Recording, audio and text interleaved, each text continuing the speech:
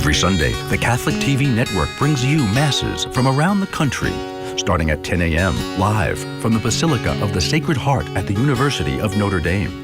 Then at 4 p.m. from the San Fernando Cathedral in San Antonio, Texas, and from the Archdiocese of Boston at 7 p.m. Masses from around the country every Sunday on the Catholic TV network. And educational. You're watching WLAE-TV, celebrating 40 years of New Orleans public television. Inside New Orleans Sports with Eric Asher is underwritten by... At Villere's Florist, we deliver the magic of flowers 7 days a week to the North Shore and South Shore in the New Orleans area. Whether it's for birthday parties, baby celebrations, Villere's provides colorful floral displays for all.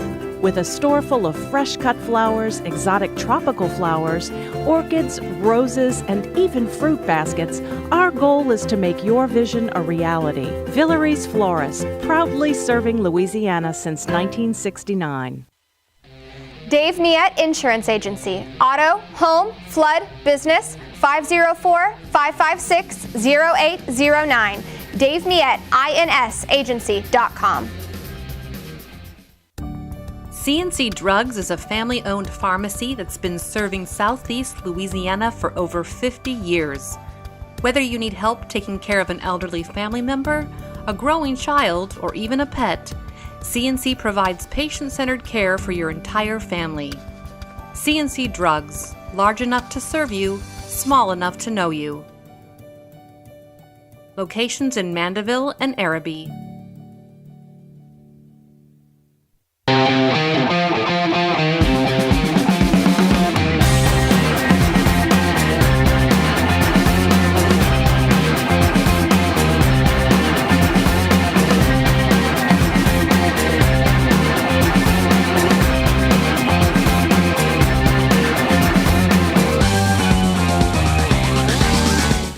Good evening and welcome to another edition of Inside New Orleans Sports. I'm your host, Eric Asher. For the next hour, we'll cover all the home teams. Saints, LSU, Tulane, Pelicans, all on the docket. Of course, we're going to talk a lot about Super Bowl week with, again, the Super Bowl here in New Orleans. To break it down for us, to the best we have, Mario Jerez, who is the play-by-play voice for the New Orleans Saints on the Spanish broadcast and does a lot of other things. Also, again, Les Cease, CrestCitySports.com, Saturday Down South, and so much more. Guys, welcome to the show. Thanks so much for coming down today. Before we get started, Mario, first up, welcome to the show. Mario's first time on our program. Looking forward to having him many more times after this.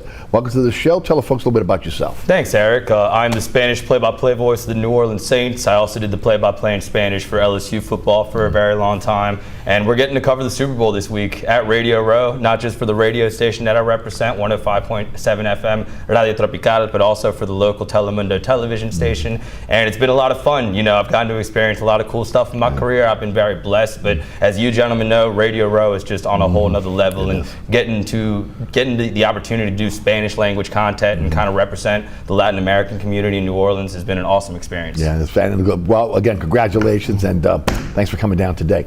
Les, tell us all about everything you're involved in, my friend. Wait a minute, there's a pretty good book that's out there as well that you wrote. Tell us about that as well. Well, first of all, I was going to offer that we do the whole show in Spanish, if you're up to it. Well, you know what? I spoke a little bit of Spanish when I was young, but I'm not really fluent anymore. But I can say a couple words. Sí. Maybe that's about Cerveza. It. Yeah. Touchdown is universal. That's the same in both languages. Hola. That's about where I could go. We'll let Mario handle all the Spanish. Yeah, that's not going to carry 60 minutes. No, it's not.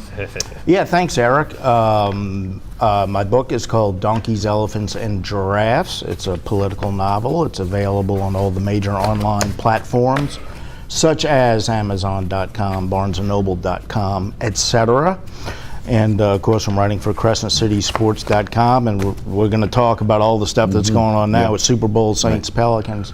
Been writing about that for the last week, and we'll have more in the coming days, and also covering the Super Bowl for Field Level Media, and I cover LSU and the SEC for SaturdayDownSouth.com. Guys, let's start with the Super Bowl. You mentioned Radio Row. I had an opportunity to be in Radio Row for the Saints Super Bowl run.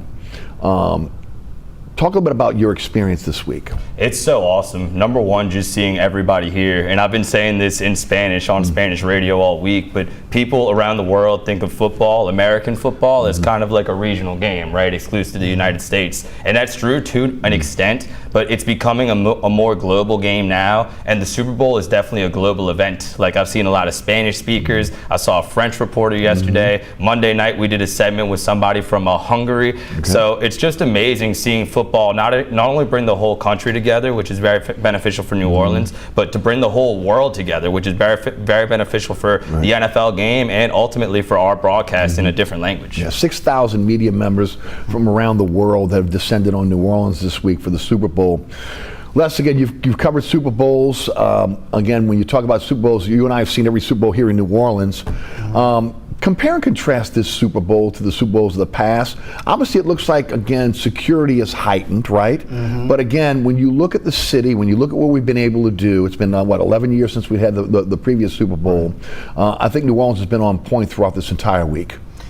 Yeah, New Orleans has always done a great job hosting the Super Bowl. This ties Miami for the most with 11, so that you have the institutional knowledge, you have the experience that always helps, and then the compactness of the city is always huge. You remember in Miami for the Saints, you were running all over South Florida to do what you needed to do. The same thing in LA and Houston and Phoenix and a lot of places. In New Orleans, you can walk to a lot of places if you're an out-of-towner. And I think security is heightened because of what happened on New Year's morning.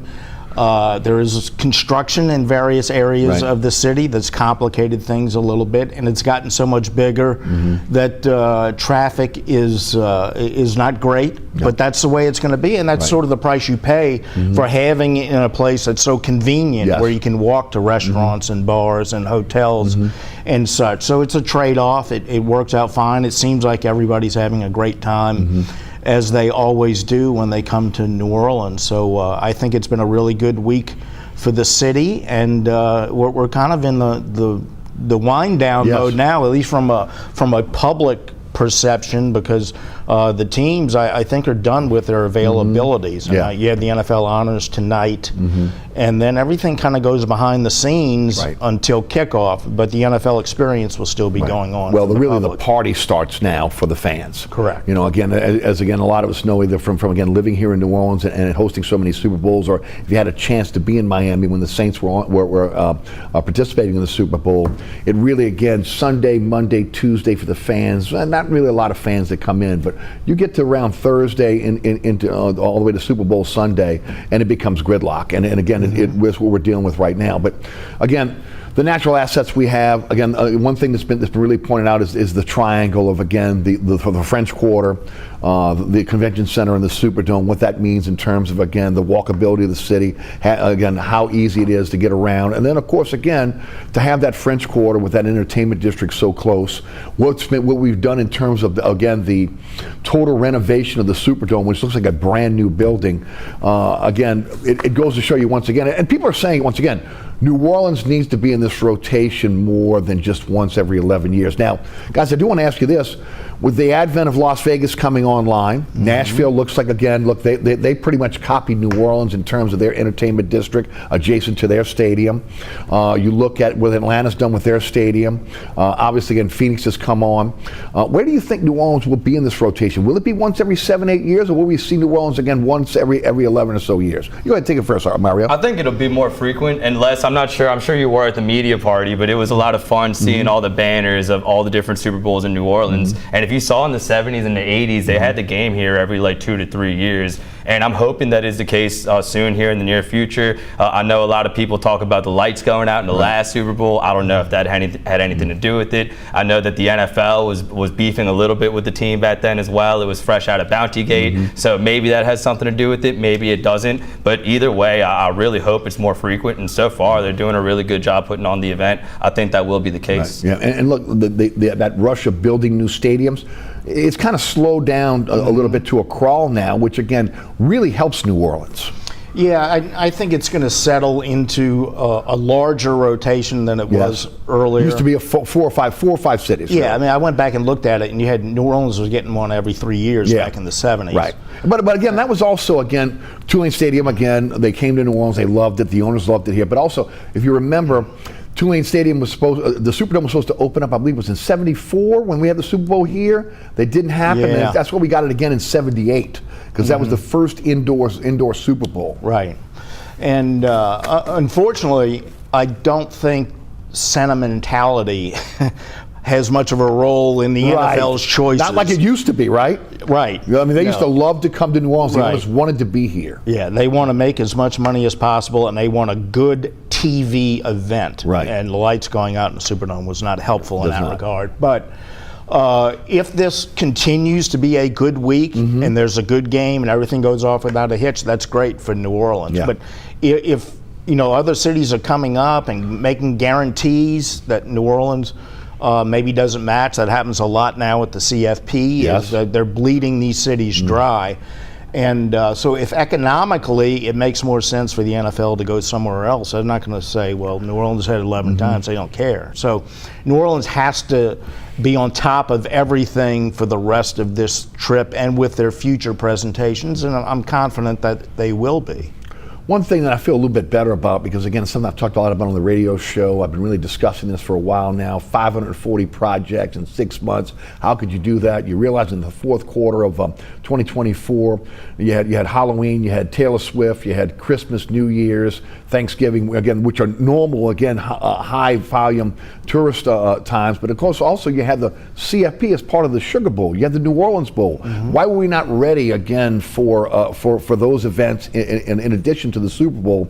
But again, in talking to people and looking at it, most cities are at the 11th hour in terms of construction. We are not new with this. Exactly, and it's a necessary evil, I think. I see a lot of people complaining about that and kind of having to put things together, but ultimately it's going to be very beneficial for the city right now in the short term. And in the long term, we just had to be more consistent with these things, but you can't sit here and tell me that the Super Bowl is a bad thing. Hopefully it leads to that, but more consistently. $1 billion economic impact for Las Vegas last year, and that's what they're looking at possibly for New Orleans as well.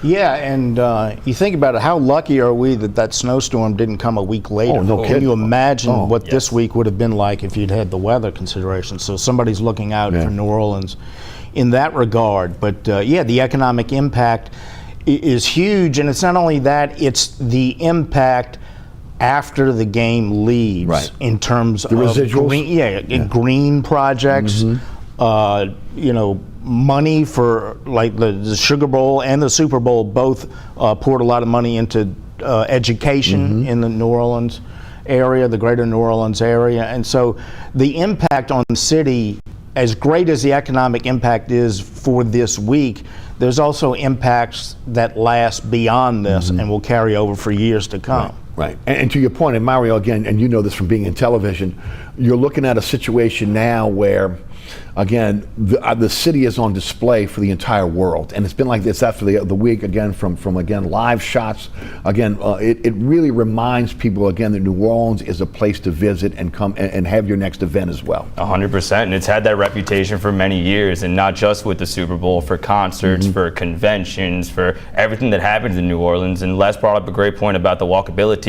That's part of the draw, and they have to highlight other parts of that draw during this week. Yeah, no doubt. Guys, well, again, before we get to the Saints, big game in the Dome on Sunday, Eagles versus Chiefs. Your thoughts on, again, thoughts on the game itself, and ultimately who will be victorious? Man, it's going to be a great game. I know a lot of people aren't happy with the names and the faces in this game, but football-wise, it's going to be an excellent matchup. The way I broke it down is these two teams are very similar to the last matchup a couple of years ago, but the Eagles have number 26 now. Yeah. Can the Chiefs contain him enough to win the game, or can he continue to carry Philadelphia on his massive shoulders? To me, I know that's kind of an easy answer, but that might be the X factor in the game. I think you're 100% right. I think the ability to control the football will be, again, whether the tail of the tape on whether Philadelphia can win or not. Your thoughts?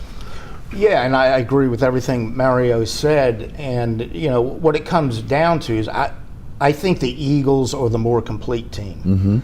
And but the other team has Pat Mahomes. Right. And 3 times in the last 5 years, each of the last 2 seasons, he did what was necessary. He put up 3 touchdowns. I went back and checked this. When they beat the 49ers the first time, he put up 3 touchdowns in the fourth quarter. They were down 10 points. Yeah. And then they had the drive 2 years ago at the end to win it against the Eagles. And then last year, he had to put together a drive to get them to overtime. And then behind in overtime, and he put together another drive to win it. So it's so hard to go against him, but I think the Eagles are the more complete team, and I think that's because of Saquon Barkley, as you mentioned. And so I'm going to pick the Eagles, and I may well be sitting there at 9:30 on Sunday saying, why didn't I pick Pat Mahomes? But I really do think this is the Eagles' year. So, to your point, and look, I'm doing like you guys. I'm looking at everything. I'm trying to break the game down. I was talking to a friend of mine, and one of the things he was talking about was, well, Eagles got to have a lead in the fourth quarter. But to your point, even the Eagles have the lead in the fourth quarter. There's no maybe, again, stopping Pat Mahomes. You better hope you have the lead and the ball in the fourth quarter. Well, yeah, you almost don't want to have the lead in the fourth quarter. I mean, they've won 17 straight one-score games, which is an NFL record. Right. And so that's not the formula for success. And I did a story on how the Eagles can beat the Chiefs. And in doing the research, I found out when they played them 2 years ago, the Eagles possessed the ball for almost 36 minutes. And they outgained them. But Mahomes does more with less than anybody else. But I do think, and Barkley, I think, will probably be the MVP if they do win. But I really think this Jalen Hurts is a big part of this game. He gets overlooked, and I know the playoffs haven't been the best for him, but they haven't needed him because of Barkley. I think he's ready to have a game that shuts up all of the doubters about him, because I think he's a really good, mature quarterback. Yeah, well said. And to Les's point, I think the start of the game is going to be paramount, because if you remember, Jalen Hurts did a great job of rallying the Eagles, went on that big drive when they were down by 8, got the octopus, scored the touchdown and the 2-point conversion, but gave Pat Mahomes too much time, as Les said, and you can't do that. You can't give him any time. So I think the Eagles really want to get off to a good start, get their side of the stands going, and that'll give them a much better chance to win. Again, my concern with what Hurts is, again, how's the knee? Because again, does that limit him in terms of, again, his dual threat ability? Well, yeah, and he's a big part of their running game. And so he's probably, I'm sure he's not going to be 100%, but he's had 2 weeks since the last game. He'll probably be wearing a brace. And so if he can just do like he did against the Commanders and just take advantage of the couple of opportunities that he gets, mostly when the play breaks down. I don't know that they're going to have a lot of designed runs for him, but if he can ad-lib some big plays to complement Barkley, and then also I think A.J. Brown is getting healthy, Dallas Goedert's getting healthy, so I think that passing game is probably going to be a little better than it was in the earlier playoff games. And both quarterbacks do this very, very well. They both, again, have the ability to run, but both, again, have the ability to make time with their legs in the pocket to allow plays to be extended and help out their receivers. Yes, and their Eagles receivers are great at deviating. I think Devontae Smith and Dallas Goedert both have not gotten enough credit. They've been dynamite in the middle of the field for Jalen Hurts, and like Les said, the improvised runs are really good, but the stuff that's really scripted has been really efficient. And that whole Eagles offense, we talk a lot about Saquon, rightfully so, but they're a pretty complete offense from the trenches to the receivers to the quarterback. Yeah, no doubt. So again, Eagles. One other thing I'll say is, and the Chiefs are a complete team also, but I think ultimately the Eagles have the best combination in the NFL of offensive line and defensive line. I think that'll be a big factor. One question before we move on to the Saints. Do either of these teams use a spy? Could you see Zach Bond spying Mahomes?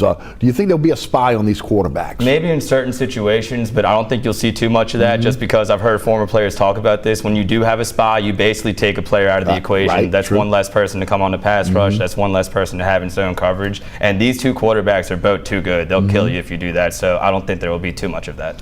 I agree. I think the Eagles are more likely to do it, and by the two really good DCs who coached in New Orleans under very different circumstances. But I don't think it's in Steve Spagnuolo's nature to have a spy.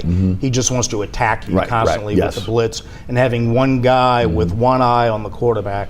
I don't think is what he wants to do defensively. Yeah, I'm going against chalk as well. I'm picking the Eagles. I just think defensively they're so much better than they were. Jalen Carter has really been, again, an anchor for them in the middle. And of course, again, I agree with you. Barkley is the X factor.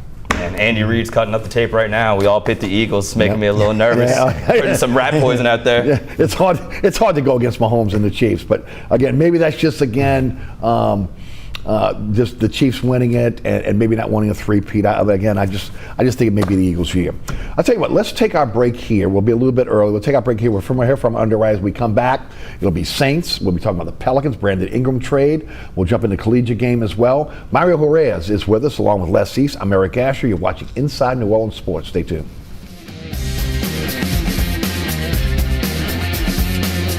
Located at 3701 Iberville Street in Mid-City is Katie's Restaurant and Bar. Open 7 days a week, Katie's offers daily specials for lunch, dinner, and Sunday brunch. Serving New Orleans cuisine such as fried shrimp platters, grilled redfish, and a fully stocked bar.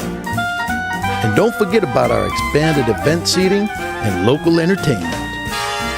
Featured on the Best of Food Network's diners, drive-ins, and dives, Katie's Restaurant and Bar. Burkhart's Air Conditioning, Heating, and Refrigeration has been family-owned and operated since 1989. Burkhart has energy-efficient solutions and offers brands such as Mitsubishi ductless AC units and Amana, the only manufacturer with a lifetime unit replacement warranty. Burkhart's offers maintenance bundle packages that include servicing your AC, generator, and tankless water heater. For more information on the services Burkhart's provides, visit acpromise.com. Burkhart's Air Conditioning, Heating, and Refrigeration, providing comfort for life. Welcome back to Inside New Orleans Sports. I'm your host, Eric Asher. Mario Jerez and also Les East are our guests. All right, here we go. We talk some Saints now. It looks as though Kellen Moore is, again, the next head coach of the New Orleans Saints, barring anything crazy. First of all, we'll get into the optics later. Who didn't take the job, why didn't take the job, but your thoughts on Kellen Moore. Offensive coordinator who's done a great job, but again, a guy that doesn't have head coaching experience, young, 36 years old, maybe taking that next step. He is young, but I'm really warming up to it, Eric. I really think he'd be successful in New Orleans just because he's experienced. You say he's not experienced and he hasn't gotten the head coaching opportunity, which is true, but he's called plays for 5 years and for 3 different NFL teams. And in that time, I feel like he's seen a lot. He's seen good teams, efficient offenses. He's seen some bad teams with the coaching staff getting fired, which is what happened when he was with the Los Angeles Chargers. So I think he needs to come in, prove that he can do the day-to-day that a head coach is responsible for doing. But football-wise, I think he's seen a lot, and I think he could do a good job in New Orleans, similar to how Sean Payton did back in '06 when he was coming out in a similar mold. Yeah, they mirror each other a lot, there's no doubt. Les, your thoughts? Yeah, I posted something on Crescent City Sports yesterday about why Moore looks like he could be a very good fit for the Saints. And any first-time head coach, you have to wonder about whether they're up to it because they've never done it. Right. So, but that's true of Ben Johnson or anybody else who's a well-regarded assistant. It was true of Sean Payton. There are a couple of things I like about Kellen Moore beyond just the stats. First of all, I've never seen a football coach smile as much as he does. He looks so comfortable in his skin and so happy doing what he's doing. He worked for Jerry Jones for 5 years. That's going to test your ability to smile. And he got through that, did very well. He's been in Philadelphia this year, which is a tough place to work. And he's done very well there. But the other thing is, along with Sirianni, is they revived the running back in Philadelphia this year. All we've heard for 5 years now is that running backs aren't worth it anymore. And there's a lot of truth to that, and that you have to be judicious in how you pay a running back. But they said, we're going to think outside the box, and we're going to go old school because this guy's special, and we have a great offensive line. We're going to build our offense around a running back when everybody else says you can't do that. So he's confident in what he knows, and he's comfortable in his own skin, and it's shown up with the success he's had in 3 different places. Although, yeah, things didn't go well in LA, but I think Justin Herbert was better last year under him than he was this year under Harbaugh. So I like it. You don't know with anybody doing it for the first time, but I really think he's a good candidate, and you can see why on CrescentCitySports.com. Yes, sir. Which, again, I check out every single day. You better believe it. I was going to ask about media night and impressions, but you pretty much given me yours on what you've seen out of him on media night. What were your impressions of Kellen Moore? I thought he was cool, calm, collected. Les made a great point that he looks very happy, despite the fact that he has a lot going on in his life right now, preparing for the biggest game of his life and trying to line up a staff for a team that's struggling in New Orleans. So he seems like he's somebody who's very comfortable in his own skin and very excited for whatever opportunities are going to come his way. Meeting after the Super Bowl, Les, how quickly do you think this is going to turn around? Look, it's been a long process. The optics have not been good. Coaches turning you down, coaches going elsewhere, coaches saying no thanks, I'd rather not take the second interview. It's been pretty rough for Mickey Loomis. Again, he can save this if ultimately, again, he get this done very quickly. Do you think this will be done quickly after the Super Bowl? If it happens, it's going to get done very quickly. Now, we all expect it to happen, but so Monday or Tuesday. Right. Yeah, I mean, they're supposed to meet Monday. Right, on the follow-up. That's right. And you don't want to steal the thunder of the Super Bowl champs. Right. So it won't happen Monday. It won't happen Monday, right. But they should already have the parameters of an agreement. I mean, his agent isn't getting ready for the Super Bowl. Right. He's working out the agreement, exactly. So they should be able to close it. If there's a deal, they should be able to close it Monday and have the announcement Tuesday or Wednesday at the latest. If it doesn't happen in that time frame, then something came up, and I don't think that's likely. No, I don't either. Not likely, but also not impossible. In the back of my head, you know, he calls the plays. They're really warming up to him. You know he would have more head coaching prospects next year if it continues. The only thing I'm worried about is, he rallies a team, they win a Super Bowl, things get emotional, and maybe he has a last-second change of heart. I don't think that will happen, but I think it's a possibility. Right. Okay, then who is the fallback? I've always said it's Darren Rizzi. Darren Rizzi is, again, when everybody tells them no, Darren Rizzi is going to be the guy that steps up and will say yes. Your thoughts? Well, could it be Weaver? Could it be Kafka? I don't think it'll be Kafka. I think Weaver's a possibility. But the thing about Rizzi, it was a week or so ago, we heard he was going to Denver with Sean Payton. Right. And that's kind of, you haven't heard any more about it. Nothing official. Nothing official. That leads me to believe, if I don't get the Saints job, I'm coming with you. But let's hold off just in case it falls apart. I have a chance to be a head coach. 100% agree. So, based on that, I would say that Rizzi would be the most likely fallback candidate because otherwise, you almost have to reopen the search at that point if you don't grab Rizzi. But I still think this is probably going to get done with Rizzi being the fallback. Agreed. I would think that's probably going to be the case. I think Weaver's been very aggressive in his campaigning at the Senior Bowl. I think the Saints might actually like him, and maybe they just rip off that Band-Aid. Maybe they don't even let Rizzi come back since he was talking to Sean Payton and the Broncos. But let's hope we don't get to that point. Yeah, no doubt. Okay. We've seen this before. New head coach coming in. Again, no skins on the wall in terms of having a previous head coaching job. Les, I'll take you first. How much autonomy do you think Kellen Moore coming in as a first-time head coach is going to have? Number one, over his staff. Number two, over personnel. I think he will have more autonomy over the staff than personnel. And this is based on what Mickey Loomis said in his news conference a couple of weeks ago, is he basically said, we're going to handle personnel. Obviously, any head coach is going to have input into that, but I don't think he's going to have the input into personnel anywhere near to the degree that Sean Payton had. I think for his staff, I think the Saints will probably have some input into people they like. There's an offensive line coach in Denver that the organization really likes, Zach Strief. So he could possibly be somebody the organization pushes more to hire, but I think for the most part, it's going to be more staff with the front office signing off on it. But Mickey didn't make any bones about it in saying that the coach was not going to control personnel. Right. That's really interesting, and I think you can see why Saints fans are a little concerned if that is the case. Absolutely. Because think back to Sean Payton. When he first got here, he took some pretty major risks, signing Drew Brees instead of going with the Matt Leinart and Vince Young, who were both coming out of college, cutting a Dante Stallworth, who was a very productive wide receiver for many years in New Orleans, and going with the second to last pick of the NFL draft in Marcus Colston. If Kellen Moore wants to do something like that to fix what's been a very dysfunctional front office and football team, then I think he should be given the ability to do that. Now, one thing I want to add to that real quick please. is it's easy to sit there and look at this in black and white, Right. and saying like, oh, it's either the GM's call or the coach's call. The good teams, they're going to work together, they're going to trust each other, Yes. and they're going to come to a consensus 99% of the time. So I don't want to overplay it and say that this guy is going to make that guy do what he doesn't want to do. Yeah. They should be able to collaborate and almost always come to a consensus. It's a very important combination, and I think you could even put the quarterback in there. That was a very good triumvirate that they had for a really long time, and a lot of it, I think, was Mickey Loomis, a lot of it was Drew Brees, and a lot of it was Sean Payton. So now you got to put that head coach in place, and you got to find the quarterback that you want to put in that third spot. Right, we'll be getting that in a moment. I do want to say this.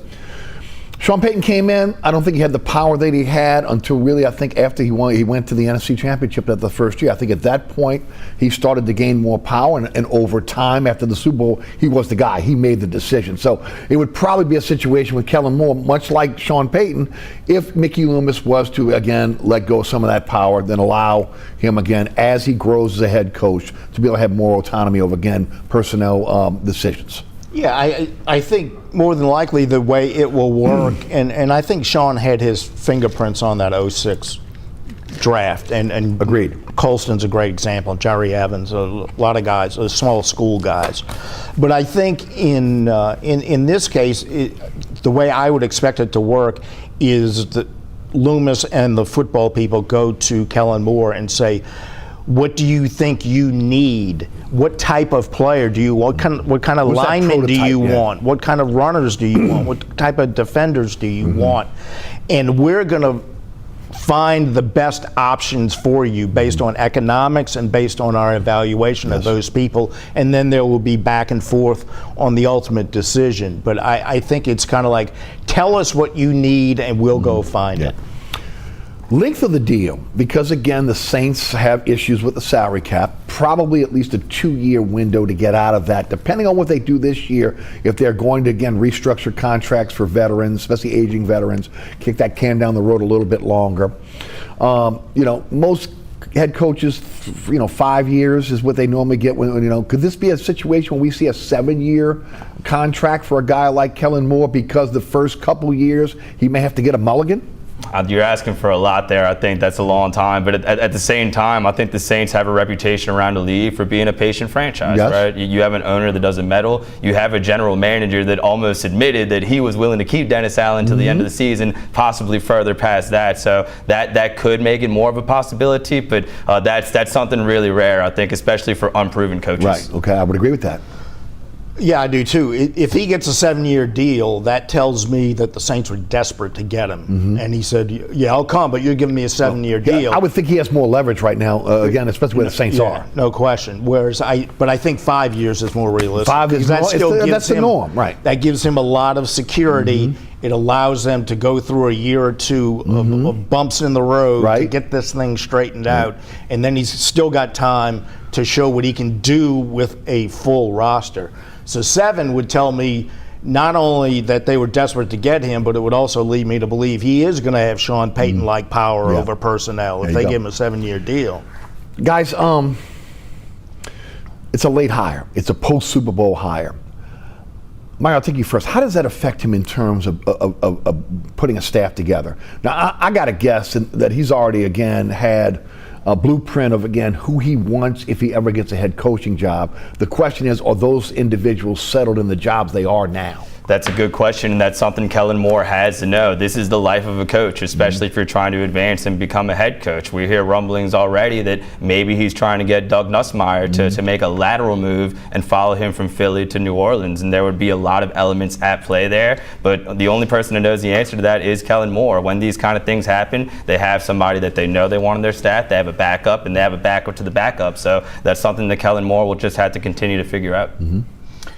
Yeah, he could complicate things to a limited degree. First of all, his primary targets are going to be the guys he's working with on the Eagles right now, getting ready for the Super Bowl. So that's not going to be an issue if he can lure Nussmeier or some other Eagles assistants Vic Fangio? away.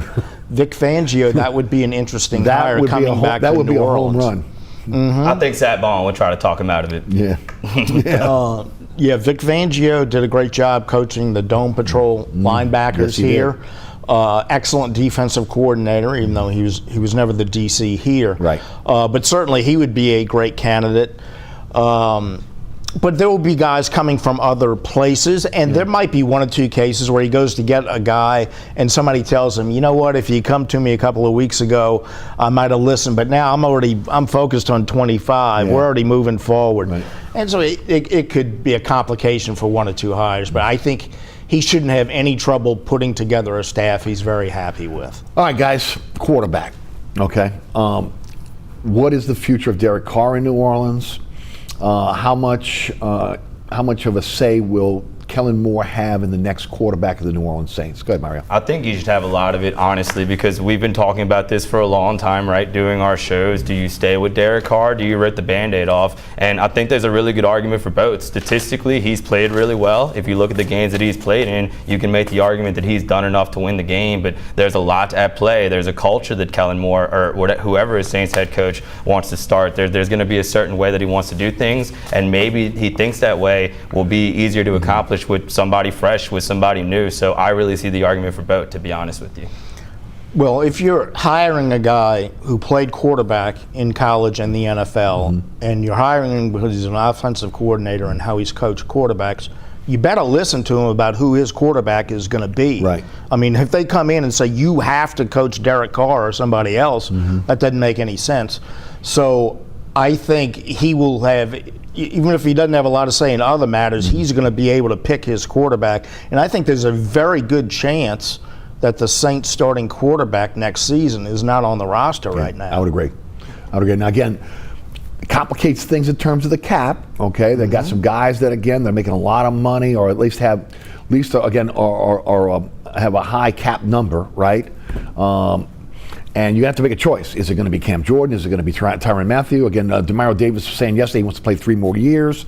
Again, or is it going to be Derek Carr? You can't manipulate all those contracts. You're going to have to pick and choose. Exactly. And Sean Payton, like the point I was making earlier, he did a great job of not just acquiring new talent, but taking some of the talent that wasn't as good under Jim Haslett and making them more efficient. Deuce McAllister on the tail end, guys like Charles Grant and Will Smith. You'll obviously have to make the decision at quarterback, but guys like Chris Olave, Alvin Kamara, Foster Moreau, who statistically had an awesome season. What is Kellen Moore's vision for those guys, and can they be more efficient than they were under the past regime? Well, I think the Saints are going to have to do some of the things they were reluctant to do when Sean Payton left, and they were reluctant to do during the Dennis Allen era, as short as it was, and that is bite the bullet on some of these moves. And some of those veterans you're going to have to let them go. And I think there's a good chance Carr will be gone. And then on the defense, you're not going to be able to, I don't think you can let all 3 of those veterans go. I would hate to see Cam Jordan put on somebody else's uniform. And he doesn't want to. He's made it very clear. Right. Again, he doesn't want to be traded. He wants to finish here in New Orleans. Yeah. You know, and same thing with Tyrann Mathieu and Demario Davis. I think Demario might be the most attractive of the 3 to another team because I think he's still a very valuable player in a lot of ways. Even those other 2 are as well. But I think he's probably the most marketable of the 3 for a job here or elsewhere next year. So there are going to be some tough decisions that have to be made. No doubt. All right, let me give you a quick update on the college basketball, and then we're going to get into the Pelicans. We'll talk about Brandon Ingram. LSU men 12-10. They're 1-8 in the conference. Really, again, the SEC is so tough. They lost to Georgia last night, 81-62. They've lost 5 in a row. The LSU women are 6th in the nation. They're 23-1. They're 8-1 in the conference. They got Mizzou tonight. As far as Tulane goes, again, almost losing the entire game, and they made a run in the second half. Really, just they didn't even really show up against Texas San Antonio early. They're now 13-10, 7-3, and of course with a 61-60 win over Texas San Antonio last night. UNO is really struggling this year, 4-19, 2-10 in the Southland. With that said, let's move on to, again, the big story in the city today, and that is, again, the trading of Brandon Ingram to the Toronto Raptors. The Pelicans get Bruce Brown Jr. and his expiring contract of $23 million. Kelly Olynyk, 2 years left on his deal, 12.8 this year, 13.4 next year. In the deal, they get Indiana's protected 2026 first-round pick and a second-round pick. Les, I'll take you first on this one. Your thoughts on Brandon Ingram being traded to the Toronto Raptors and what the Pelicans got in return? Well, they didn't get much, but I think they took the least bad of three bad options. One option was to pay him $50+ million a year, which he's not worth. Even if he were healthy, he's not worth. Second, they could let him finish the season and hope to put together some sort of sign and trade, but understanding that it would be more likely that he would just go elsewhere in free agency and you'd get nothing in return. So they opted to trade him and get what they could, and they had no leverage because nobody else is going to sign him to a long-term deal, so they may just be renting him for a couple of months. So they're not going to give up a lot for a guy who may leave them in July. So the best thing they could do, the least bad thing, was to take the best deal they could get with no leverage right now. And that's what they did. They didn't get much. I assume they knew that was as good as they were going to get. They only had like 18 hours left before the trade deadline. Yes. So they said, well, we're not going to risk letting him go for nothing.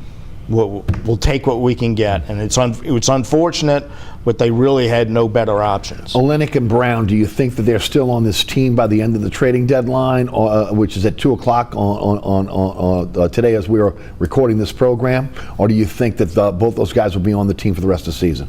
Well, I think if they're on the team after the deadline, that means the Pelicans weren't able to pull the trigger. I think they're on the phone right now trying to move both of them. Okay. And I don't know if they'll be able to do it, but they didn't make this trade because those guys are in their plans. No. So it wouldn't surprise me at all if they're both gone by the deadline or shortly thereafter. Your thoughts? I agree. I think if there's any short-term potential, maybe Olynyk will stay as a veteran, especially a front court player to help Messi and some of these younger guys. But yeah, those guys are easily expendable. And I agree with Les. I think at this point, this is the best they could have done. And for Brandon Ingram, I think it's probably a good thing just getting out of this environment. Like, fair or unfair, he was done with the Pelicans, and I don't think they got too much back for him, but I'll still remember his time in New Orleans very fondly. Okay. And real quick, sure. Olynyk does have a better chance, like you said, of sticking around because they traded Daniel Tice yesterday to get under the luxury tax. Right, Daniel Tice and a 2031 second-round pick traded to Oklahoma City to get below the tax. Guys, you know how I feel about the sweeteners on deals with both the Pelicans and Saints, so we won't get me excited here. But again, they had to throw a 2031 second-round pick to move the Tice to be able to get under the luxury tax threshold. All right. Where does Brandon Ingram rank all-time Pelicans? 5th in points, 3rd in assists, 3rd in threes. What does he rank in the history of this organization? Top 5. He was a great player. I'll maybe put him a run below Drew Holiday and behind Anthony Davis and Chris Paul, obviously. I think Brandon Ingram was always supposed to be the number 2 guy here. That was the plan. They blew it up after the Anthony Davis trade. They got Zion in here, and that was supposed to be the combination. But fair or unfair, those 2 guys never showed the ability to stay healthy. And I think through some really turbulent times, he really picked up his game. And that's why I think it's unfortunate. It's true, but he's going to have a reputation of a guy that didn't always play when maybe he could have played, and some of that was admitted by his teammates in reporting, so not just me saying that. But ultimately, he had a really good run here. He never complained, he never requested a trade, and we'll always have that playoff series against Phoenix, a series that the Pelicans had no business being competitive in. They were, thanks in large part to Brandon Ingram. So I think he's a legend of the franchise, and unfortunately could have been a lot better if the team was healthy. Yeah, I would say probably top 5. Chris Paul's number 1. Yeah. I mean, there's no doubt about that. And I would put Anthony Davis, for all the baggage, I would put him ahead of him because he was just really good and he was available a lot of the time, not all the time. If Brandon Ingram had David West's character, he would be number 1 on the list. And his ability to stay healthy. Right. But he's not. So, I mean, David West is, I'm not saying he's ahead of him necessarily, but boy, he's a guy who gets overlooked sometimes. Agreed. And, Baron Davis, Jamal Mashburn weren't here as long. And Drew Holiday, that was another good one you mentioned. So I would probably put him in the top 5, but he's so hard to evaluate because when he was healthy and out there, he was really, really good, and he doesn't get enough credit for his rebounds and assists. Right. He wasn't a great defensive player, but his rebounds and assists plus his scoring. But always it took him twice as long, seemingly, to get back from any ailment compared to what it was. And I just think his personality is, I'm not going to play if I'm not 100%. And I can understand that, but at the same time, most of the really good players in the NBA will be out there as soon as they are able to compete and not make things worse because they have that competitive nature and they owe it to their teammates. Yes. And I don't think he has that in his DNA, and it's unfortunate for the Pelicans and for the Raptors and whoever else he might play for in the future. I agree, guys. Again, to me, I think he was a terrific player. I don't think he gets the credit he deserves, again. And I think, again, you look at the beginning of this season, what he was asked to do in the offseason. He was asked to, again, shoot more three-point shots. He was asked to be a better defender, and he was asked to be a facilitator. And with Zion Williamson out of the lineup early in the season, he really carried this team and did all those things. He did everything that was asked of him. But again, the Achilles heel for him has always been injuries, and then again nursing those injuries to the point that if I'm not 110% ready to come back, I'm not coming back. Now maybe again that worked in his favor because look, let's face it, he came back from injury quickly last year in the playoffs, and it hurt him. It really hurt him in terms of, again, his next contract, his ability to get a supermax, his marketability. So again, on one hand, again, he's probably saying, you see, again, I played hurt and look what happened, okay? Again, my marketability dropped to really nothing. But at the same time, that was the only frustration I had with Brandon Ingram. Again, the fact that, again, on a team where you have two superstars that again, you're counting on to carry your team, those stars, both Zion Williamson and Brandon Ingram, are again, more often than not available. Yeah, and you make a really good point there about the one time in his career that he does not only the selfless thing, but almost a reckless thing. He should not have been playing in that playoff series. And it did cost him. Killed him. And he's going to pay a price for it now. But and the other thing I think that I've always said about him is the way he has been paid and wants to be paid going forward, it would make him an elite player. He's not an alpha. He's never been an alpha. He'll never be an alpha. He could be a great 3, and he could be a good 2, but he needs to have, and Zion Williamson I think can be an alpha if he ever stays healthy. But he's the second or third. He's like a 2.5. Yeah. He's not the number one guy on any team. Yeah, and some of that's his aging. I think some of that is the Rich Paul coming out and maybe valuing himself a little bit too much. But I agree with y'all. And think back to last season. Going into March, the Pelicans were 4th place in the Western Conference, and Brandon Ingram gets injured. Zion Williamson had his that might have been 2 seasons ago. But either way, Zion had his opportunity, and you saw how much the team missed Brandon Ingram when the game slowed down, and they could have used his mid-range abilities. So those two guys, I think together, did have a lot of potential, but it just never worked out. He did make a little money yesterday, okay? $36 million contract again, which was guaranteed. He got the 15% trade kicker again. I gave him another $3 million or so. So again, it's not like you got to cry from heading up to Toronto. He got a little bit more money. Now again, let's put Griff here on as part of our discussion here. I think Griff miscalculated this. Griff gets rid of him again last year, again, because he knows maybe, again, they're not going to sign him to that Supermax deal, whatever the situation is. Again, they knew what the salary cap ramifications were. They knew, again, they weren't going to be able to keep Trey Murphy, also Brandon Ingram, and Zion Williamson. But again, you did not trade him when you had an opportunity to trade him, and now you walk away like you've done with, again, most of the proceeds of the Anthony Davis deal, walked away with almost nothing. Yeah, it did not play out the way he had hoped, and based on his public comments at the end of last season, media day, and even early this season, I think for some reason he believed that they might be able to get a deal done where Ingram didn't take the max, that somehow they were going to be able to work those numbers out. And because he thought if with DeJounte Murray coming in, if Zion stays healthy and Brandon sees what we have here, he'd be willing to take less than the max because he wants to be a part of this great team we've assembled. And we'll never know because they never got a chance to put that group together. Right. And I think that might have been the miscalculation, is he thought, well, once Brandon sees what we've put around him, he's going to want to stay, and we'll be able to put together a deal that works.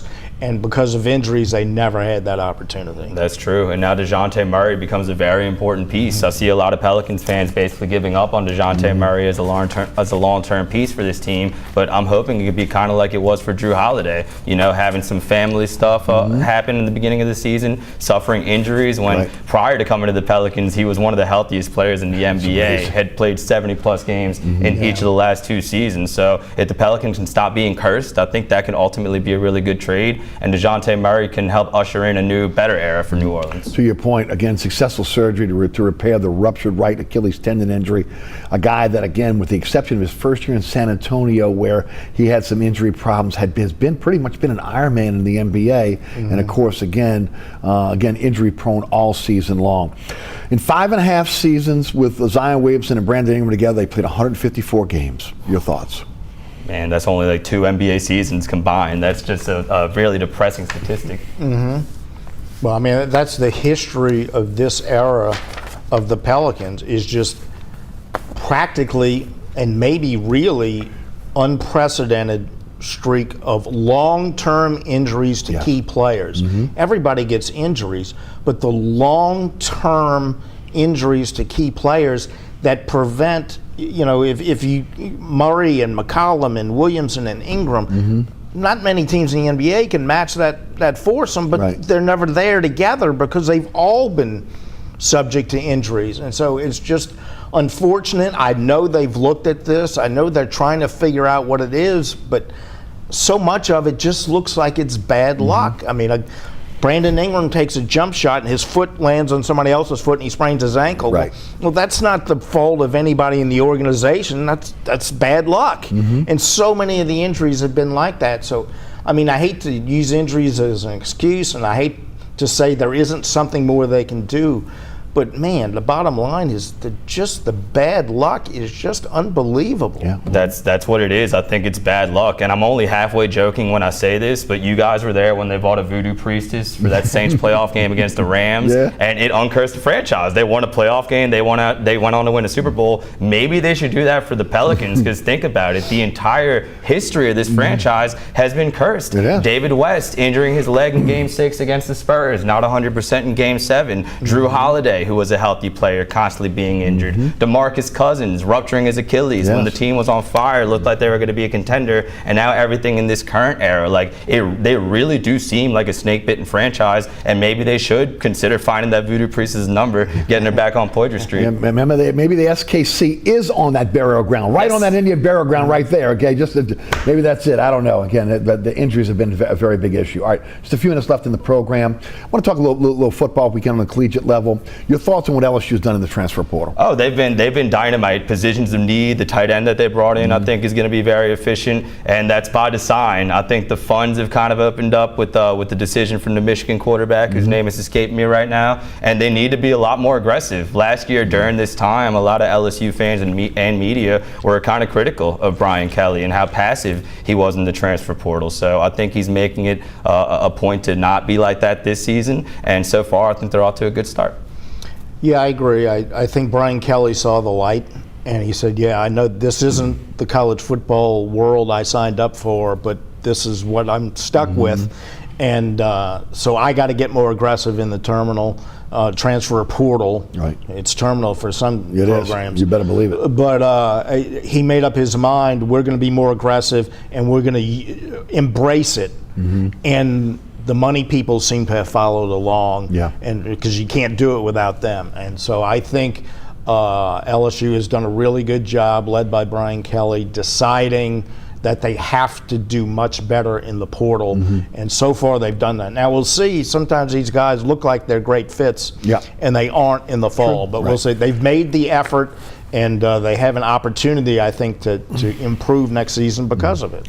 Coach Summerall finds himself the second year in a row with, again, a turnover of his roster. He's had to be very, very active in the transfer portal. How does Tulane look? Man, I feel bad for them, honestly. Like, that's going to be their state of existence, right? Even now, during this run of success that they've had, the most success that they've been in a long time. So he's got his work cut out for him for sure. And honestly, I don't feel as good about Tulane there as I do about LSU. But we'll see what they can do now between now and the start of the season.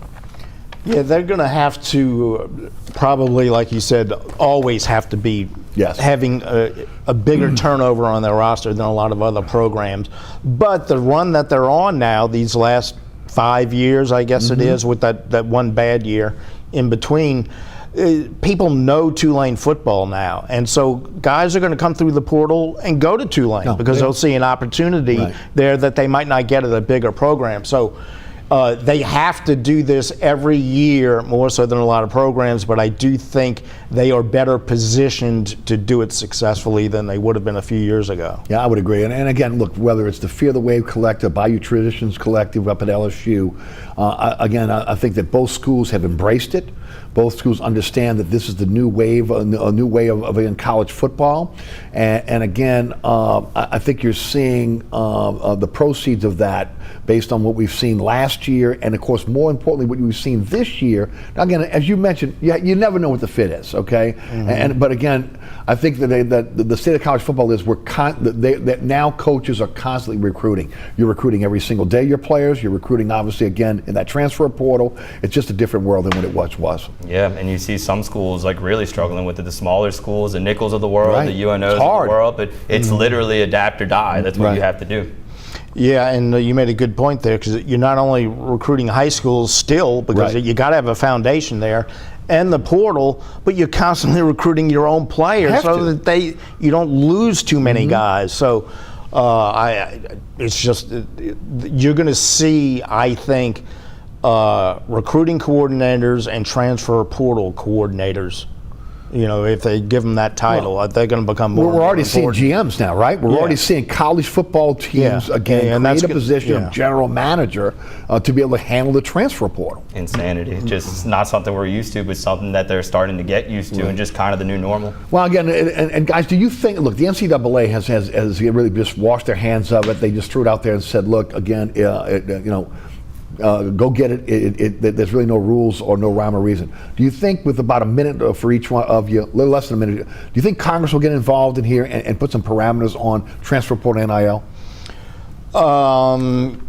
Not at this point, but if it gets out of hand more than it already is, I could see it happening. And what it's going to take is a congressman from an SEC state taking the lead. See, to me, it's going to come down to Title IX. At the end of the day, Title IX is going to decide again where we go with this. I think eventually they will put some legislation in place, but because it's really their own fault for having it be this way, the Wild West, trying to keep it at amateur status for so long. It's going to take a long time for that to happen, and it's going to be crazy like this until they figure out how to do it. Because how do you, again, once revenue sharing kicks in, right? How do you share that revenue with all your programs and do that equally? When and again, especially now with the transfer portal, and more importantly with NIL. So again, at some point, and again, I want to make it very clear. I'm sure these guys on the panel feel the same way. Collegiate players should be paid. They should get again money or again proceeds from the money they're making for these universities. There just has to be controls on it. And getting back to Title IX, all college students should have equal access to extracurricular activities, regardless of their ability to generate revenue, even though there's a practical element to that has to be I think you're going to start seeing more club teams, okay? I really do. I think you're going to start seeing, less, teams that are competing, or for NCAA championships, and you're going to see more club teams. I think that's the way we're going to go with the minor sports. With that said, we're out of time. Mario, incredible job on your first voyage here. Thanks so much for joining us. And again, we look forward to having you back on the show. Les, always a pro. All right, thanks so much for tuning in. There are so many ways to catch our program now. Again, there's a QR code on your screen that will take you to the WLAE-TV YouTube page and my website, ericasher.com, between WLAE-TV, WLAE-TV 2, Pelican Sports Television, our YouTube channel. So many ways to catch the program. You know what I say, set the DVR, you'll never miss the show. Catch me on the radio, 106.1 The Ticket, 4 to 6 weekdays. You can listen live at ericasher.com, iHeartRadio app, TuneIn Radio app, but more importantly, 106.1 has their own app. So again, look for the Ticket app or at your favorite app store. Also, again, I want to thank our underwriters who make the show possible. Each and every one of those underwriters, thanks to each and every one of them. Again, without their support, there would be no show. Please support our underwriters. And then, of course, want to thank the production staff here at WLAE who do an incredible job producing our program each and every week. Rod Yeager, Jim Dotson, Ali Chacon, and, of course, the best director on the planet, William Hill. For Mario Jerez, for Les East, I'm Eric Asher. Thanks so much for tuning in. Enjoy the Super Bowl. See you next week for another edition of Inside New Orleans Sports.